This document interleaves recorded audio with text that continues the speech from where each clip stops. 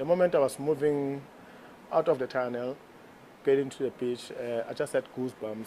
You look back, you say, Jesus, how fortunate I am. I'm the one who's opening doors for generations to come. We remember they used to call us 4x4s because we lost 4-0 to Mexico and Zimbabwe, Nigeria. But again, we bounced back.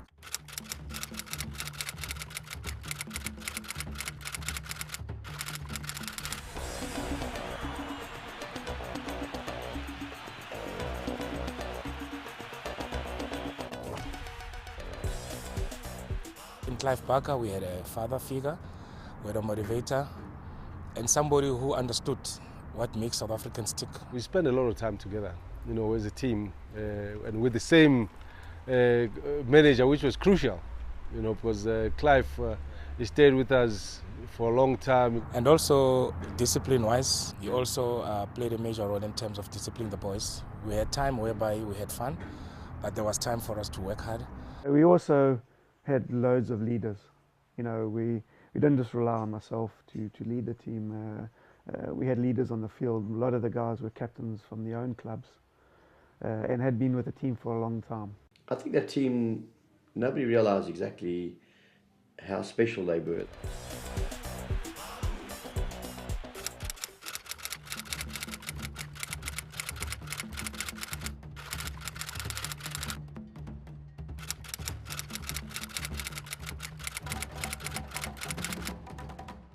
We didn't have a plan, because you cannot succeed if you don't have a plan. Because with Clive, he had a plan. He did mention that he will win the Africa Cup of Nations, and he would like to see South Africa qualify for the World Cup, because he had a plan. But after that, we didn't have a plan. It was just whoever that we think or we might think that can deliver in terms of coaching can just take over.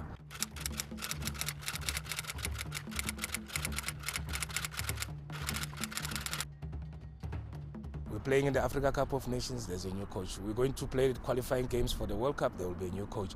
We might play in the Mandela Cup, probably there will be another coach. But then that also contributes, to our downfall. I think it's the mental attitude, that we're lacking. We were tough. We could get into tackles, and if we got a little bit kicks here and there and blood streaming from here and there, it didn't worry us too much. I think the game, the players now go, they go down too easy, and the toughness is not in them. We just took players and we just threw them in the deep end without them being nurtured into the national team. That's where we lost it. Up until today, we're struggling to get it right. What made us so good, I thought, was the directness and the influence of the European coaches and English coaches that were in our game. And then we had the flair of the township. And with the two of them interacting, we created a lovely way to play. If you copy, we can never beat Germany. If we copy, we can never beat Brazil. But if we have our own style and identity, that can make us different.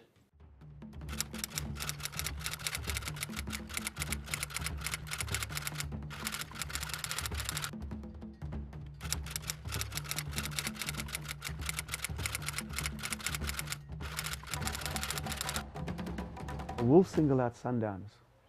You can't tell me that Sundowns can be bottom of this log, bottom of the league, for what the quality of players that they have. They get looked after superbly well by Mr. Motsepe.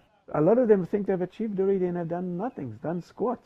Well, that team not to win a title, what is it, in 7 years or 5, 6 years, whatever, and not even to win a knockout trophy in such a long time, there's got to be something wrong.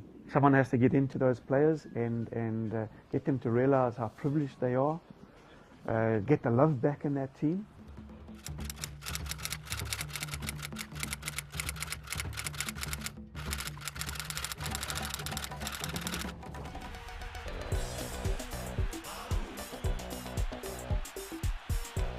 Matiba used to say to us in '96, whenever we wear that jersey, we must know very well that we're not representing our families, neither our friends, but we're representing 45 million of people. That also drives you to go out there and play. So these guys, they must understand, wearing that national jersey, it's not all about an individual, it's all about the nation. So if they can just go out there and represent the nation, not individuals, so then they'll be able to pull it off.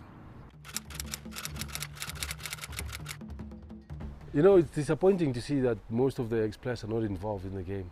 Most of them, they're really legends and they've really contributed a lot to the country. And I would love to see them getting involved in developing, you know, putting the structures together, even if it's not in the PSL or with SAF, but in the schools, in the townships. We can take the football in the next level, not only football, but the sport.